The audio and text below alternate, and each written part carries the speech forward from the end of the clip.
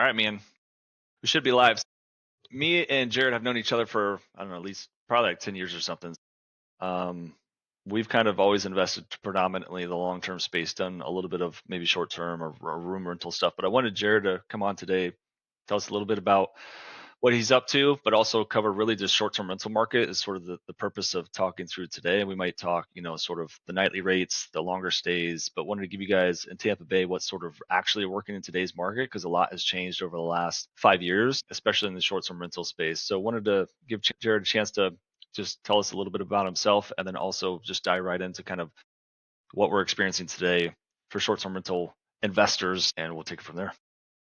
Well, thanks for having me. I appreciate it. I get to see your podcast on YouTube, and I'm super jealous that I wasn't already on it. But here we are. Yeah, man, we go back a long ways. I think it's been about 10 years. So we've got quite a storied history together.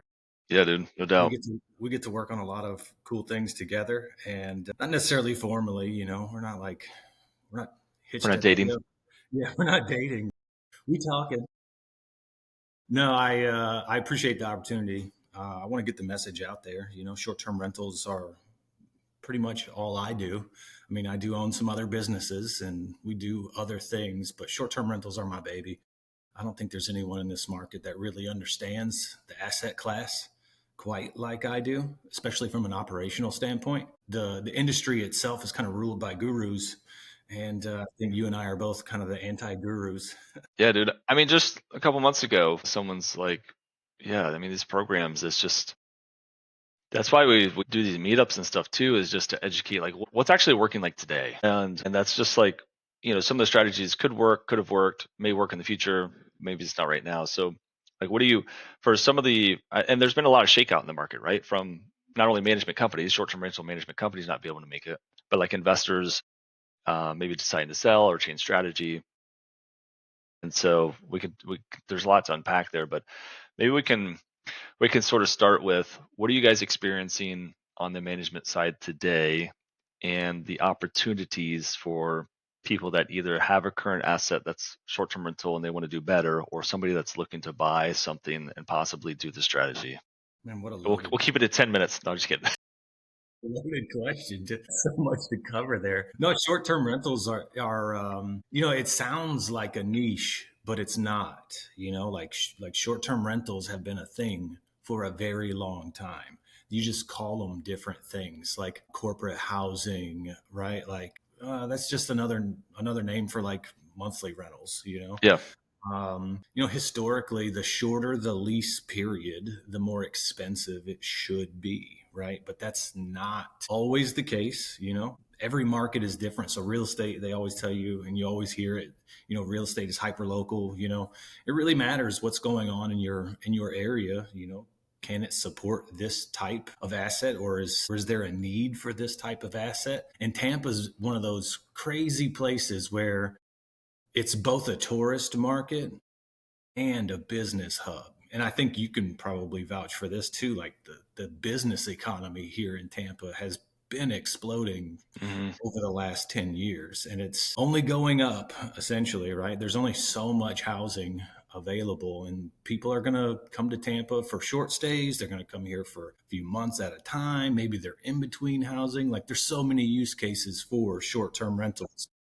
And then you see people niche out in this industry, in this space. So there's some people that only do 30-day stays, corporate housing, things like that. And there's people that run like traditional vacation homes, right? And I think it's important in this market to just be agile, be dynamic. Don't just serve one niche, because most of the time it's all seasonal. There's a time for long-term rentals when they get leased up quickly, right? There's a time in Tampa where short-term rentals, there's only X amount of supply and the demand just outweighs the supply. And that's usually spring break, obviously, right? It's our peak, but there are other months, like we have hurricane season here. Historically, that's our down season, Yeah. What's the seasonality through the year? What's peak and slow season for you guys typically? Yeah, so I say normally, December 24th through about April 15th is what I consider our peak season. It's not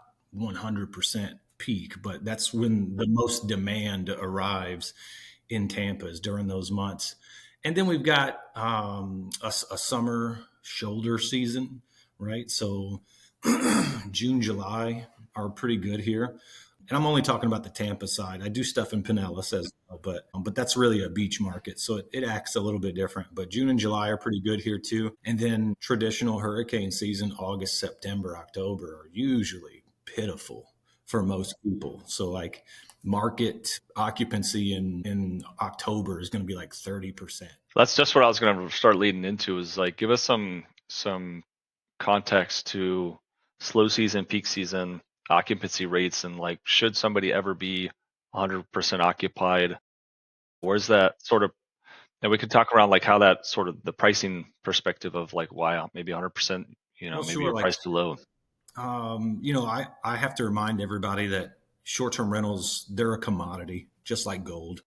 You know, gold is actively traded. It's got a spot price that we can look at and monitor every single day, minute by minute.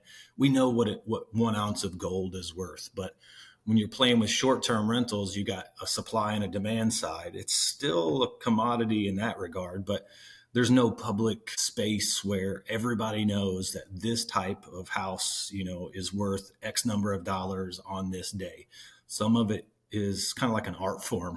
You have to monitor the active supply and the incoming demand, and you have to kind of balance it out. And sometimes people are way overpriced, right? Maybe they're not even close, and they'll Mm-hmm. just sit there unbooked, right? So I have to describe every single night on a calendar, a booking calendar, available nights. I describe it as like groceries on the shelf at a store. These are perishable goods every night. Once today becomes yesterday, and if you didn't get it sold, then that night it spoils. So it's incredibly important to bring those prices up and down according to supply and demand to make sure that you're capturing that revenue and you don't have unsold nights. So we have KPIs that we look at, we have benchmarks, we have historical data that we can lean on to help sort of confirm what we're seeing, and say, okay, it's either above or below trend, things like that. So Yeah. we can pace ourselves and see our performance actively in the market. But prices do fluctuate. I would say you're going to make a third of your annual revenue in your peak season here in Tampa. So a third of your income comes in like a 3 to 4 month time span. And then you have to kind of salvage the second half of the year. I see a lot of people here, especially a lot of amateurs or people that just kind of don't understand the revenue management side of the business. They'll do pretty poorly August, September, October. They'll have maybe one home or maybe their entire portfolio. It just goes unbooked. It just sits there. And so instead of pricing the unit accurately and getting those longer bookings like they probably should be doing, they'll end up just having an empty calendar, and they'll leave probably 2,500 or three grand on the table. That's pretty average here. Yeah. I would say we're pretty agile in that sense. So like we talk about short-term rentals, but half the year we're doing midterm rentals. Yeah, sure. So just Maybe that helps the occupancy a little bit. I'm assuming a down month for somebody could be like 20, I don't know, 20 to 30%. And then if someone's like really doing it well, priced right, of course it could depend on peak season or not. Like it's north of 70% usually a good measure for occupancy, or what is it? Well, I mean, it changes a little bit. So like in 2017, when I opened this business in Tampa, our target benchmark was 85% occupancy every single month. So like occupancy doesn't really mean too much. It just means you got a booking, honestly. Yeah. Occupancy means nothing. Like what if I'm 100% occupied, but I only Your charge you prices suck. $500, Yeah. like, okay, that's great and all, but like it's not a true indicator of performance. So we look at numbers, or we look at a benchmark KPI called a RevPAR, which is essentially we're going to take all the money that we made for the month, and then we're going to divide it by the number of days in the month, and we'll find out how much was every single night on our calendar worth, whether it was booked or unbooked. So that's a really great stat to kind of like really understand your performance. And it's great. It's a great stat when you compare it to, say, last year, same time. So if I knew my rev par for August of this year was $100, and then this year my rev par is $115. Okay, well that's like a 15% increase year over year, and that's a good number. But if it goes backwards, right? I mean, maybe it goes to 85, like okay, well that's not good, right? That just tells us kind of like what's the market Maybe doing. too much supply or something. Like what we talked about a little bit, like the smaller bedrooms and stuff just being so much supply, mother-in-law suites or these little onesie It's twosies. really it's really low hanging fruit, honestly. Yeah, the ones and twos are super common and they're super cheap to get your hands on as an investor. You're not you're you're competing with a wider audience essentially. Everybody and their mother got into short-term rentals in like 2022, right after the pandemic. What was available that was still within their budget was going to be like these ones and two bedroom units. But if there's like 5,000 one bedroom and two bedroom units, like it will, now you just drove the price down for everybody. So you kind of got to look at it in different angles. I mean, short-term rentals in general, I mean, people want unique experiences. They want something that's like crazy nice or crazy different than everything else. These people go on vacation to chase an experience. Yeah. And so that might be a major differentiator too, short-term rentals versus long-term rentals. Is long-term rentals, I kind of feel like, okay, that is a bedroom, that is a living room, but on the short-term rental side, it's like, okay, well, do you have all the accoutrement that go with an experience or not? Yeah. What's what are some of those things that people, like a new investor that's buying a property, thinks is value, like hot tub, whatever, and what's like not actual value? And if you had like just $1 million to buy something that you think would be like the perfect short-term rental today, like Hmm. what property and amenities do you think just like really make it worth the investment?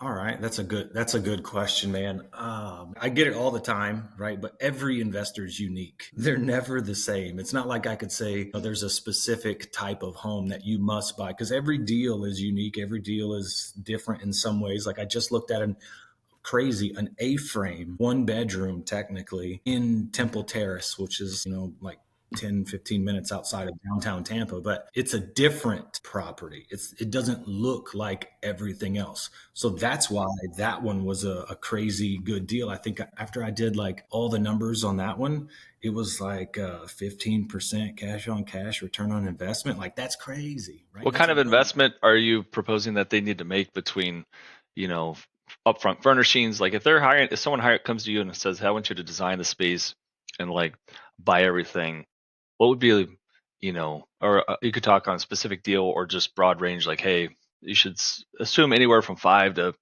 15 grand to 20 grand on on furnishings if it's super high end. Like what kind of Well, budgets?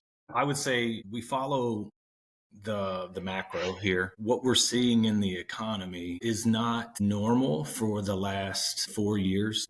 Right. So today's economy is different than, say, the previous 4 years. Right. So you have the COVID boom. Right. You could literally throw garbage onto the market and it was going to get booked. There was just so much demand. But now I feel like I just saw some stats yesterday where 50% of the spending that's going on in the United States right now is coming from the top 10% as far as wage earners here in the Hmm. US. So if we are in an environment where only the rich people are spending, then you don't get an investment property that caters to the broke people, right? Like there's a marketplace, but the only part of the marketplace that's transacting is the expensive stuff, right? So in today's economy, I want to sell luxury because that's the only people that have cash, right? Mm. Those are the only people that are still going on vacations and things like that. So I do see my really high end properties. I see those, they operate flawlessly. They make tons of money.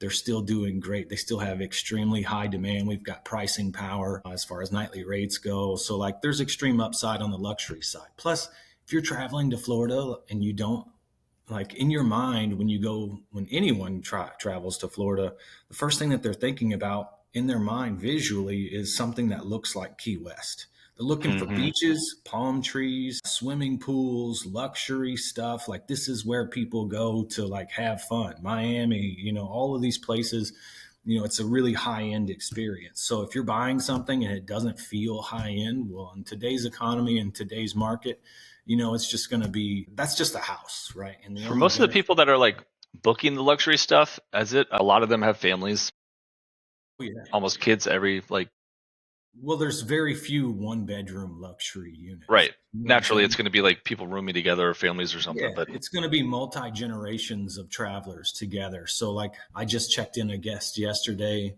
I mean, this is not every trip somewhere is a vacation. The people that checked in yesterday that I'm talking about, they're going to a funeral this weekend. But it's an 8 bedroom, 7 bath house with a heated saltwater pool and spa. Like this place is massive. It's awesome. It's a great place, but not everybody's traveling, just for luxury. Some people like they have needs. And so what would you rather have if you've got, 20 people that are all traveling together for a funeral? Like, are you going to put everybody in hotel rooms? Like that price is real high, right?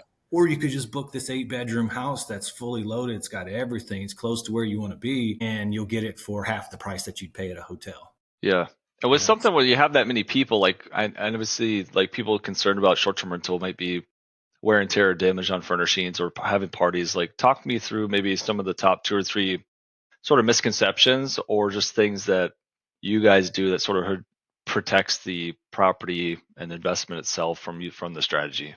Well, there's always some age old adage my father passed on to me. He bought my sister, and my sister, he bought her 3 cars growing up, right? She broke every single one of them, right? It comes time for me, like she just drove them into the ground, right? She just didn't care too much about these vehicles. But then it comes time for me to get my first vehicle, and I'm like, "Hey, Dad, what we getting?" Right? And He's he's like, like, oh, the handy down, "No, the broke one in the garage. no." He's like, "I don't know. What are you gonna buy?"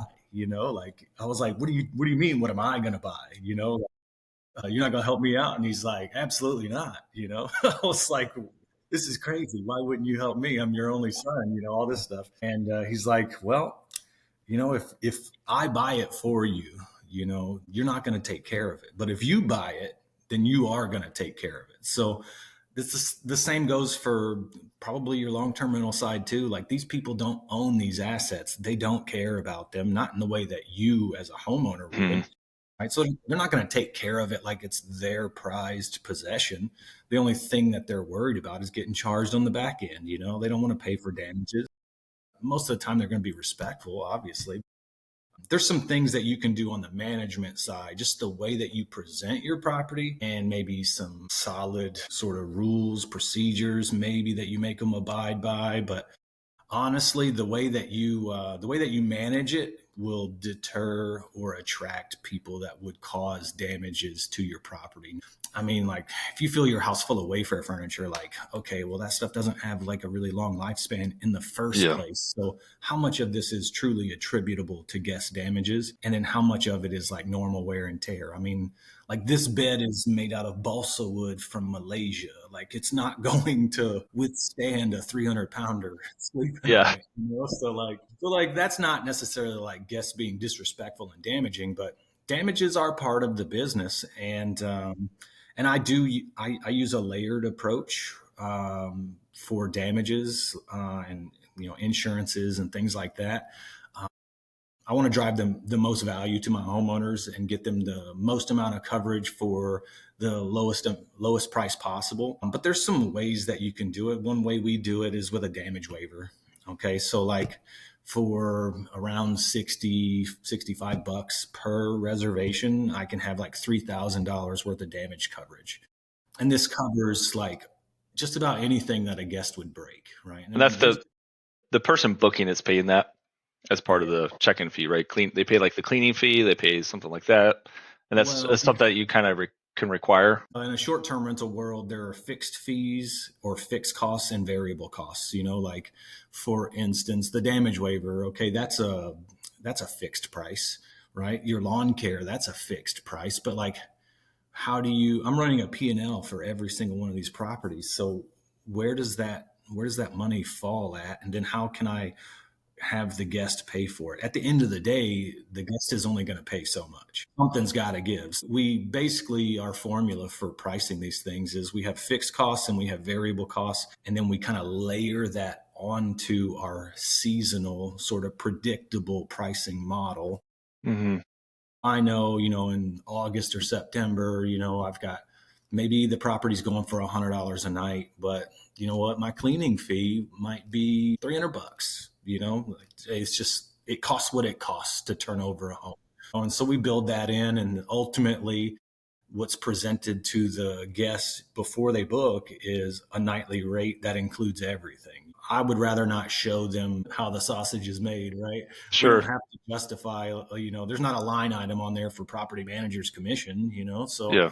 Yeah. some of it's just kind of buried in the Baked in. price, it's baked in, and we go up and down based on the season. But, yeah, I mean, damages, they do happen. There is a smart way to navigate around them and save your homeowners money, create a frictionless guest experience too. So, like, I'm super heavily focused on the guest experience. Those 5-star reviews, like, I don't hinge my self-worth on 5-star reviews, but they do matter. These properties, they get traction.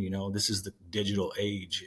Airbnb runs on an algorithm. And so you kind of got to gamify it a little bit and create 5-star experiences. And that's when the money comes. It's hard to bottle that genie per se, but if you put the guest experience as your very first, top priority, the money comes. You don't even have to think about it. The money's going to come. Yeah. Um, I don't know. You've been on One thing, Airbnb. You've seen guest experience or guest favorites. yeah, You've seen the badges. I think one thing that also helps you guys, which you might talk about, is like how you're sort of vertically integrated. So you have your own thumb on the maintenance, on Yeah, in-house cleaning.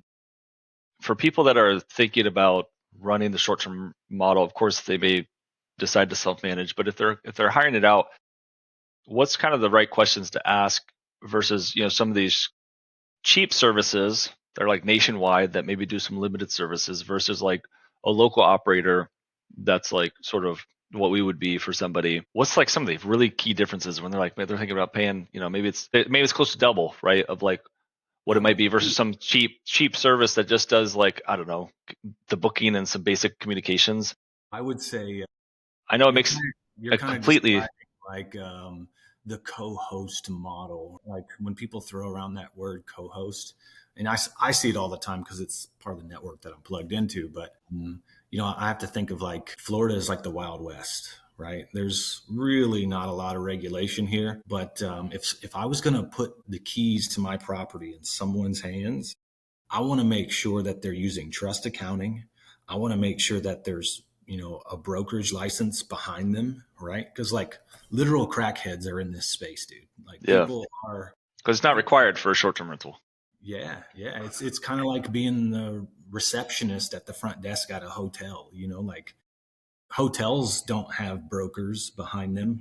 That's an entrepreneur. That's a LLC. So in the short term rental space, if you're going to give your keys to somebody, make sure that they have a real brokerage behind them. They use trust accounting. I would want to know probably how they handle damages if I was a homeowner, but honestly, that's not even the most important question. I want to know what their occupancy is. I want to know, I guess, really what do the financials look like? What's the performance like on And the properties that reporting, you manage? what kind of reporting like they should expect too? Like obviously you do monthly statements and stuff. Um, that needs to be, that's such a big piece of it, right? Like if an owner is basically handing everything off and things are going smoothly, all other than a bad call that they get, like, hey, we got to make this maintenance repair, they're really just running off if it's doing well or not based on how you report the finances, which just speaks to like the software back end and being able to properly sort of showcase the expenses, the invoices, whatever it is, like to give There's a clarity. short-term rentals are kind of run on feelings, right? So like in March, when the money's really good, I'm not going to hear a word from my homeowners. Like Mm, they're on autopilot. They just kind of see the money coming in. They don't care. I provide a world class owner's portal. Some of these homeowners don't even open it. A lot of them don't open it. I can tell they don't open it based on the stupid questions they ask me. Same for us. It's like even rentals we have, unless something majorly wrong, you don't really log in. And that's actually something I'm thinking through now is how do we um, creating a little bit more proactive information, even though it's like in our portal now has gotten a big upgrade over the years on what's provided on like sort of more of a live, almost like a live feed of stuff that's happening, where before it was just like sort of snapshot of time. But trying to serve some of that stuff up even a little more proactively, where it's like if somebody's just just got a lot going on to log in, and especially if you've got multiple properties and you're trying to roll through Well, I 10 mean, different also, statements and stuff, and it's just like giving investors a better snapshot. But if they're constantly looking at that portal like that, then like, why don't they just manage the property? You know what I right, mean? Like, I'm supposed to be here to give you your time back. You know what I yeah, mean? sure, And bring you peace of mind. So that way you don't think of me. Right. So like I'll just operate and then I'll just make sure you keep getting money every month. And if you have a question, look at the owner's statement, you know. But ultimately, I mean, you can't really do that with everybody. Like I said, there are legit crackheads in this industry that I'm competing against. A year and a half ago, maybe 2 years at this point, I had like 3 different short term rental management companies. I'll give you air quotes as management companies. They asked me to purchase their businesses because they didn't have the money to pay their homeowners. Like, there's no control over what's mm-hmm. going on. 2022, 2023, people literally came out of the woodworks to do this, and like they were powered by YouTube, you know, and you really need a lot of experience. A lot of experience uh, will help you avoid costly mistakes. You know, I mean, there's little things like slip and fall accidents, you know, like what happens if the house burns down, you know, like Mm-hmm. some of these people, they just don't have that kind of experience, you know, and they will just be like, they like the ability to just be able to like, hey, that's not my job. I'm just here to manage, you know, the Airbnb listing. Like Yeah, I'm not your actual property manager. And they got to be very careful when they throw that word property manager around, because if you manage properties for other people in the state of Florida, you have to have a broker's license. right, So they kind of like try and thread that needle. And so if I was mm, looking for somebody to professionally take control of my property, I want to make sure that that they're licensed, you know, that like yeah, somebody said like, hey, these people are worthy of doing this. Look at their Google reviews. If their yeah, business doesn't have Google reviews, then just don't even consider them, you know, because that's the biggest indicator of performance is, you know, your public feedback. So it's so hard to get homeowners to leave us Google reviews, but it's so easy to get guests to leave us Google reviews. And I guess that's a that's funny good thing. You know, people who are shopping around are going to see what our guests are saying, and maybe that makes them feel comfortable. But for sure. Yeah, the do you? reviews make a big difference. We try to incentivize the team to always be looking for that stuff, and any sort of those key moments where it's like a good. There's sort of areas I think throughout the process that you can make it like a better time to ask essentially, and whether it's the owner Not side or not resident after side. not after a big bill, right? Hey, here's a 3-day notice. To, give us a good review. We'll But yeah, wait for the 3 day notice if you leave us a 5-star Google review. yeah. But one thing that has been good for us this year is you know much more active than last year. Just like opportunities. Obviously, the market's gotten some. There's been some softness over the last 12 months. Have you guys seen? We talked maybe a little bit about like pricing maybe improving possibly, but what's kind of like your general feel around just the last 12 months versus where you think we're going in the next 12 months for short-term rentals? And it could be from owner side on pricing. It could be Well, demand of like type of I will. amenities people are looking for. I'll kind of say like we really sort of go where the opportunity is, right? So like today there will be guests that come here searching for X. Tomorrow there will be guests coming here searching for Y. And ultimately, I just need to put the properties in front of those eyeballs and let them know that this is a viable option. So like at different times of the year, I'm going to get different types of guests, but ultimately the marketplace is it's really dynamic in a sense that when things might not be good on say the long-term rental side, they may be popping on the short-term rental side. I think in Tampa, and I kind of track this, probably not to the same severity or degree of the short-term rental side, but I kind of track the pulse on the long-term rental side of what are rents doing, right? Like I don't directly price my homes against long-term rentals, but I want to know, is the spread there? My investors are going to want to know, hey, Jared, what's the best use of this property? Is it going to be short-term, long-term? And I have to know that at least a little, obviously. Right. So on the long term side, I definitely see rent softening. Like I'm seeing it softening. It almost, to me, it feels like it was riding really high back in like 22, right? 2022. Yeah. And then all of a sudden we kind of like took a nosedive. And this is anecdotal. I don't have the data, probably like you might have the data, but I feel like a 3-bedroom, 2-bath in 22 was going for like 3,500. And then Hmm. a 3-2 today, you could probably see that thing on the market for 23 to 25, Yeah. so like, Yeah. One that's thing a we were big, just, I was talking with Avery with Franklin Street before, and we just talked about, new leases may not be for the same price as what the last tenant was paying, right? Or it's a multifamily property, you have tenants paying more than what the new vacancy can go for. And then it can also start a trickle down effect where the other residents obviously know that there's vacancy and like, oh, like the one that's vacant, they're offering for 2 grand. I'm stuck here paying 23 because of those rent increases over the last few years had done pretty well, right. which has made it just obviously a more challenging leasing environment, longer days on market, some price compression, and then there's sort of like just like you probably see, there's maybe higher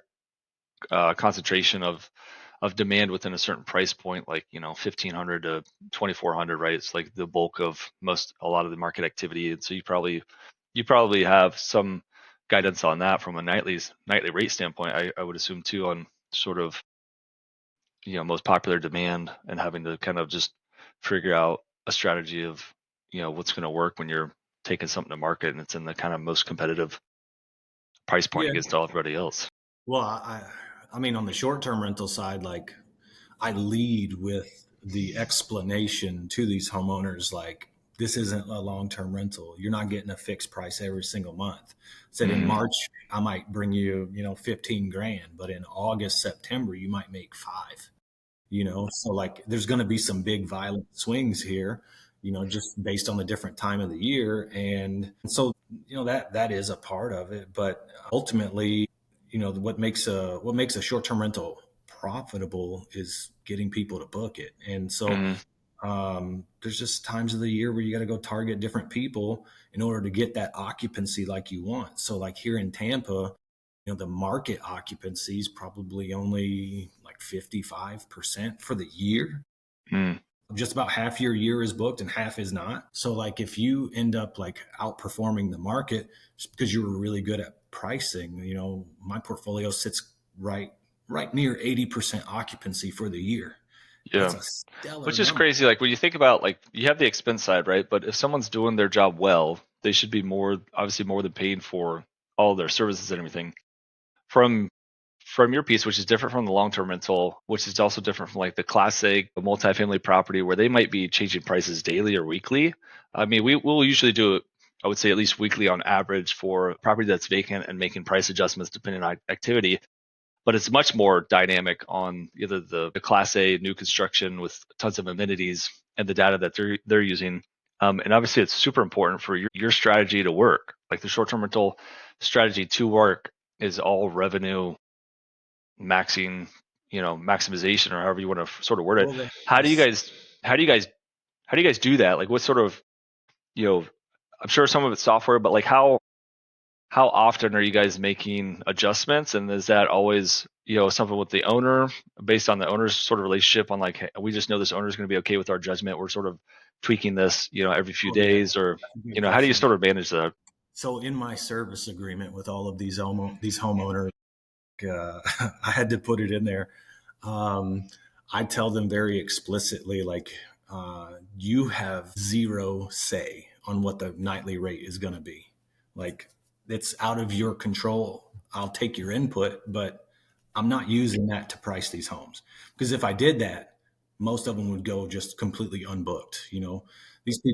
These people have emotional attachments to a home, and they think my mortgage is this. Well, I don't give a shit what your mortgage is. It has no bearing on what the marketplace is willing to pay for that home, right? So like they're not bringing up that question in March when the money's good. They're only saying that in August, September when they can't float their mortgage.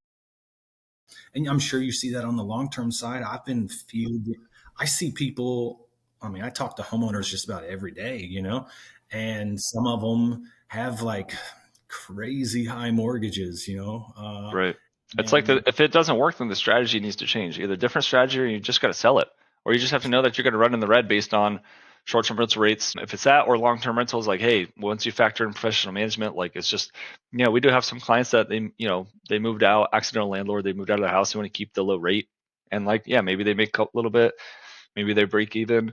If they went VA and they just moved out, they're gonna have like no equity, and the rents probably are not going to cover a loan without our management fee. It's probably running in the red already. yeah, But it's not our fault, but it's obviously helpful that we know the context, because there's more that we have to deal with when it comes to repairs, or knowing just how those conversations are going to go if someone has less padding than another owner on expenses I and mean, budgeting. how's the conversation been going for you? Because I've been converting a lot of these accidental landlords into managed agreements. Like I know empirically, like okay, you're not going to get this place rented for $6,000 a month, right? And it could be whatever it is, right? But as a long-term rental, like I just know that that's never going to happen, right? Nobody's going to pay that. The market is nowhere near that. So you're throwing a lifeline to them, Yeah. This is like, What's like short term, long term rentals, like, yeah, if someone wants to manage them, you got a tenant, you have this locked in thing. There's so much less dynamics that we have to deal with on a management perspective versus like, somebody running a hotel, right? It's like sort of the mindset someone needs to have. I think if there's short term rental, like there's all these extra things that you're having to do and think about, which is to me is like even more insane that somebody would try to like self manage a short term rental. And I think when they think about self managing, I think it's a lot around, I think their main thing is trying to control the expense side, but they miss out on the productivity that a property manager that specializes in short term is like, yeah, let's say the expenses are higher, right? For some reason, whether it's maintenance or this, the guy self-managing does his own work, whatever. But I think they're overlooking the extra revenue that's capitalized by a professional, where when they self-manage is more focused to controlling the expense side. I think is there, and I could be wrong, but that would be my perspective of somebody that's choosing to self-manage is usually because they're trying to limit the downside expense or minimize, whereas they are sort of overlooking that more revenue will more than pay for that plus extra, plus then you don't even, and then not even counting the headaches that you don't have to deal with when you just hire somebody to do it, but just if we're purely looking at financial standpoint, well, like how much they missed out on. self management, these people get themselves into big trouble. They end up causing their own expenses. Oftentimes, like how many times have you met like somebody who's self managing because whatever reason, it doesn't really matter. But then like the only reason you're talking to them is because they got a problem. I've gotten some leads over time where you just can tell that they're like, They're they just want just some help, and it's the expertise, right? It's like, my if I text my attorney, he's probably not going to charge me for it, right? If I get really in the weeds, maybe, but it's like there's so much from not only professionals of just like relationships we have, but then just other investors or even operators that we're friends with, where we're going to get, if we have something that we haven't seen in, for me almost 10 years, for you longer because you've been doing short-term rental stuff longer than 10 years. There's so much of that knowledge where we're like, yeah, go pay an attorney $300 an hour for the same question that you just asked me that I didn't charge you for, yeah. because it's sort of included in the Yeah, expertise, exactly. dude. Yeah. Well, I mean, there's also a piece of it where like, they may get the correct information or the best information from you, but then like they're not gonna go do it. You and I both know like sometimes you just get bad news and you're like, oh man, I gotta do this, but they're probably not gonna do it in the first place. So like having great professional management just right out of the box, it's gonna prevent you from digging your own grave with your destructive decisions. I mean, I got people on the short term portfolio that are like, I will not pay for pest control. And I'm like, okay, Yeah, it's crazy, dude. why would you not do that? You're going to have somebody in there for a month paying you like 20 grand to stay there. And all of a sudden, they see roaches. Now, okay, now you get a 1-star review and you don't get the Yeah, 20 grand, so yeah. like, Just like That's like just like in our agreement too. We have sort of some expectations around quality standards of the property or just some of the basic stuff like that. Like if it's more than 2 units, required pest control and some sort of routine and mowing, right? Landscaping on a monthly recurring basis, just some of those basic things. And it all comes down to like people properly planning for that. So like when we're having conversations, as you guys do too, on like expectations for the year on like annually, let's say you're going to ballpark 10% a year on maintenance, like really setting those expectations that it's like it's an investment. You guys might, yeah, it's asset driven, and then also just like depends on many factors. But it's kind of like that. You're really trying to build a business. Like if people thought about rental properties and short-term rentals as like you're really building a business, then I think it changes the scope around like the investment needed to keep something going. Like you have to reinvest to make something grow, right? And so I think that's just where some people get tripped up, or they have to be trained a little bit on the onboarding process of like, this is why we're doing stuff. This is why that $300 maintenance bill was like something that's kind of proactive. Could have been a tenant issue, and or just like, hey, we think that this is going to be a po- positive thing for the lease renewal. Could we build the tenant back for it? Possibly, right? Maybe 50%, maybe the whole thing. But sometimes there's even those judgment calls around expenses where, you know, you want to build goodwill with the guest staying, or, on a resident wanting to renew, or you're having to make those judgment calls based on experience too, to just say like, we're trying to execute the vision for you as the owner, which is keep a tenant in place or keep the revenue to a certain standpoint, or not have them try to bill back or charge back for something. And that just falls again kind of into the experience of been doing it for a while. And when you just feel like, yeah, we just need to kind of really try to do the right thing here, and owner may even not be like super thrilled about it, but we just know on the ground level, like it makes a positive impact for their sort of experience and stay at the well, property. on my end, it's mostly centered around the guest experience.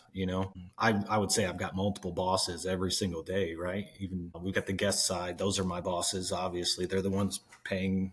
That's where the revenue comes from. So of course, right? But then I still have homeowners that I have to take care of and walk them off cliffs. Everybody's a little bit paranoid here and there, but I would say most people don't really factor in that maintenance cost when you first start up a property. Like Yeah.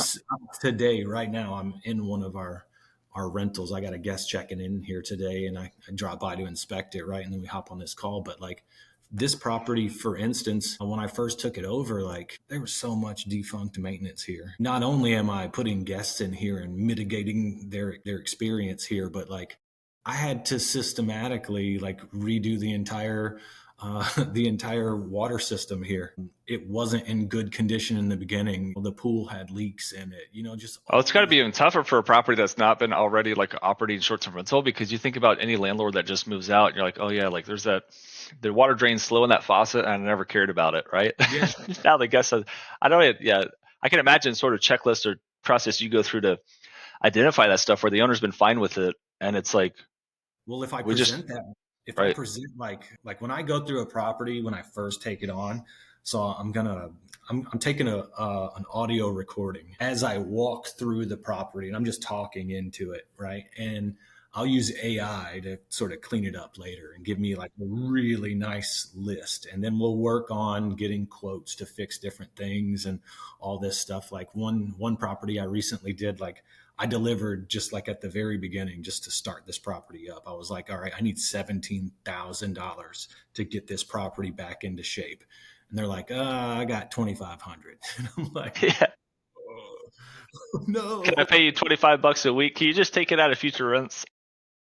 And so like, at the end of the day, like this is still my company's brand. If I'm going to put the property in my portfolio, like, oh man, like what I have to guard that very closely, right? Some properties don't fit my brand, so I'll just kind of whitelist my services on the back end so nobody sees that. But and I can increase their revenue and I can do the things that they need. But it's just ultimately I'm not taking 1-star hits on my Google business page, right? But because I want to help everybody. But when you have a property that has all this excessive maintenance that like short-term rentals, they're not long-term rentals. These things, like these guests hold you to like museum quality standards, you know? So the best way to get in front of that is to just make sure the home is in great shape. You know, this is not an, even new construction homes sometimes have problems, but Oh yeah, for sure. none of these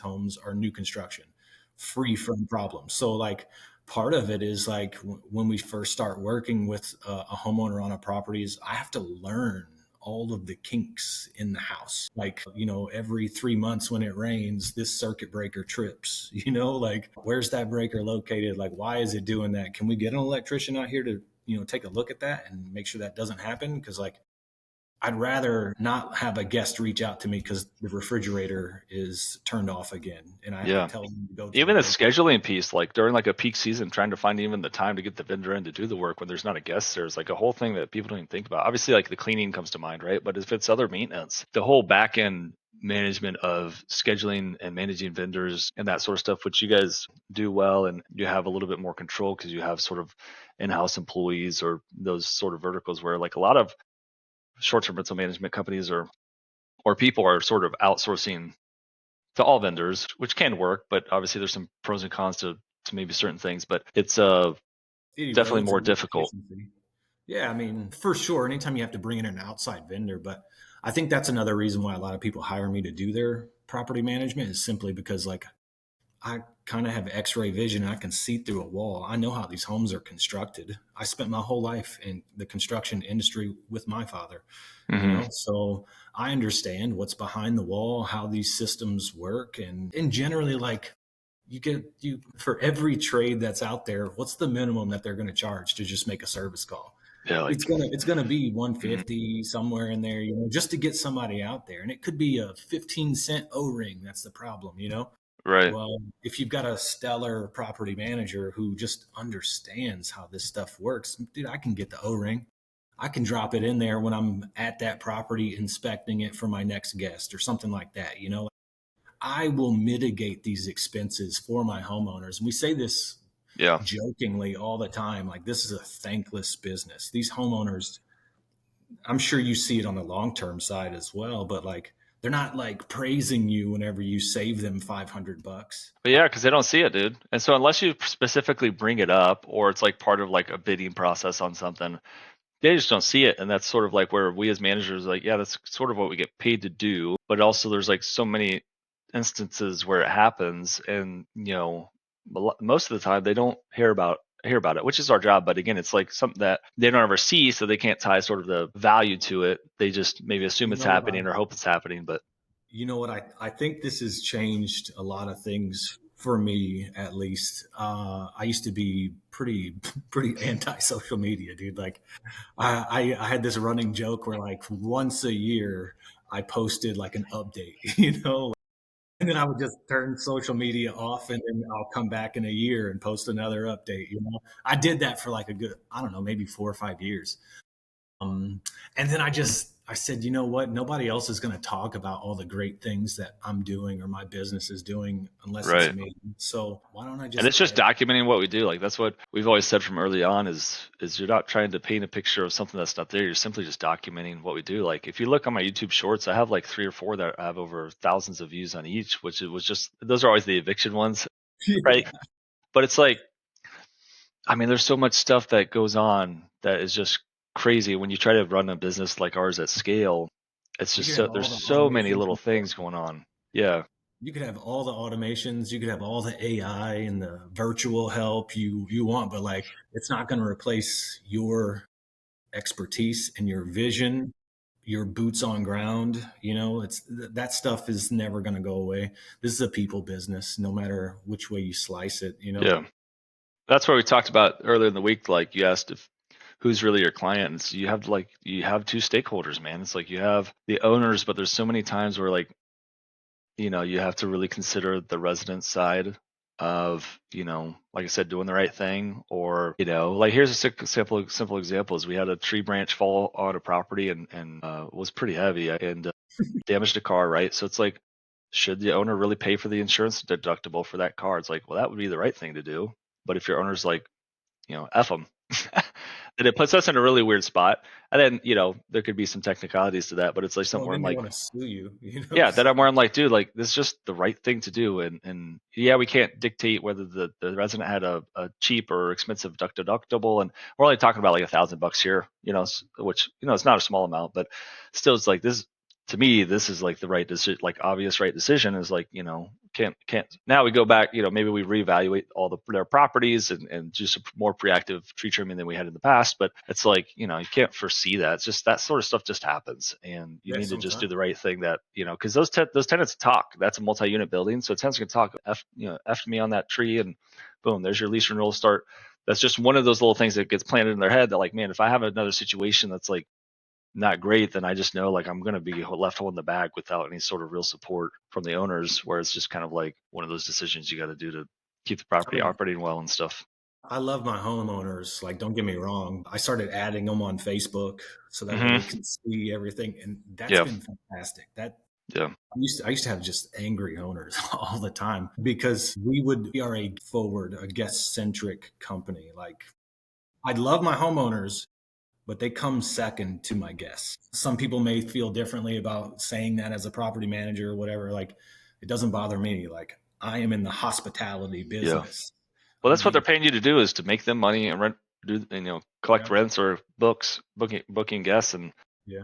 that's the like, that's why we have to be sort of dedicated there. But as we sort of wrap up here, what's the best way or any final thoughts you have just in general, and Yeah. what's the best way for people to connect with you? All right, final thoughts before we go. I'm mega bullish on the short term, midterm rental market here in Tampa. I told you earlier, real estate's hyper local, but in Tampa, we do have a pretty booming economy. Lots of things are coming here. And at this very moment, short term rental supply is collapsing, right? So just think about every single one of those rentals when they fall off the market, it actually creates a tide that lifts all the rest of the boats. So I'm seeing increases in revenue year over year. This past year was pretty brutal for the market, but I grew, right? We had a banner year this year. Performance was fantastic. So still mega bullish on the luxury space in Tampa, waterfront, pools, all that kind of stuff. Those properties are killing it. So if you want a vacation home, a second home, a third home, something that you're actually going to go see, go be a part of, absolutely. It's a fantastic investment at this very moment. Well, I can't tell you what's coming 10 years from now, but I'm pretty bullish. If you want to get a hold of me, grab me on Facebook, Jared Higginbotham. I'm probably the only one. Yeah. So just find me What on website Facebook. is it? Stay Teal Yeah. hosting? Which one do you like? I send people to Stay Teal Door. That's where they can Um, see your product. yeah, that's where they can see the product. And if you want to reach out to me, obviously, you can hit me on Facebook or shoot me a text, dude. I'm up until like 2:30 in the morning every morning, and I'm back up at like dog early in the morning.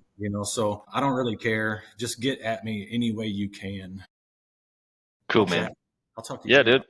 We'll talk for an hour. Well, I appreciate connecting, man. It's always fun to catch up. And like you said earlier, it's like, even though our clients don't expect us to really know the other side of the business, like for you, the long term, or for me, the short term, so many times it comes up in conversation. That's why it's so important for us to have. I think it's a value prop that we both have, is we understand. And obviously, we co-manage some properties together where someone's running like a hybrid strategy, and just gives a lot of just perspective, so they can even be well versed, even if they're not thinking about the other strategies. Just some things to think about as they kind of consider an investment on an ongoing basis. But yeah, I appreciate your time today, and it's always good catching up. Love you, brother. Cool. See ya.